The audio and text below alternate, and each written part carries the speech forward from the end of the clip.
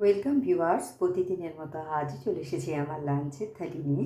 আজকে লাঞ্চে নিয়েছি সাদা ভাত, নিয়েছি পেঁয়াজ, শসা ও গাজর স্যালাড হিসেবে। প্রথম পাতে খাওয়ার জন্য নিয়েছি মাছের মাথা দিয়ে বাঁধাকপির তরকারি। প্রথমে বাঁধাকপি আর আলুটাকে আমি একটু ভাপিয়ে নিয়েছি।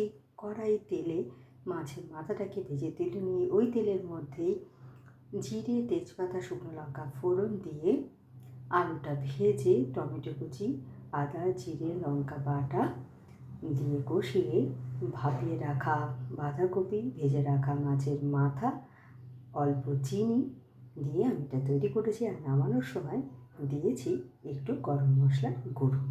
আর নিয়েছি চিকেন কারি। চিকেনটাকে আজকে আমি লেবুর রস, আদা রসুন বাটা ও নুন দিয়ে বেশ কিছুক্ষণ ম্যারিনেট করে নিয়েছি। আর কাজু আর টক দই দিয়ে একটা পেস্ট বানিয়ে নিয়েছি। কড়াই সাদা তেলে প্রথমে গোটা গরম মশলা ফোড়ন দিয়ে আদা রসুন বাটা, পেঁয়াজ বাটা কষিয়ে চিকেনটাকে দিয়ে বেশ কিছুক্ষণ কষিয়ে ওর মধ্যে কাজু ও টক দই বাটা দিয়ে আমি এটা তৈরি করেছি। আর নামানোর সময় দিয়েছি ভাজা মশলার গুঁড়ো। আর শেষ পাতে খাওয়ার জন্য নিয়েছি টমেটো ওর চাটনি, যেটা আমি 5 ফোড়ন দিয়ে রান্না করেছি।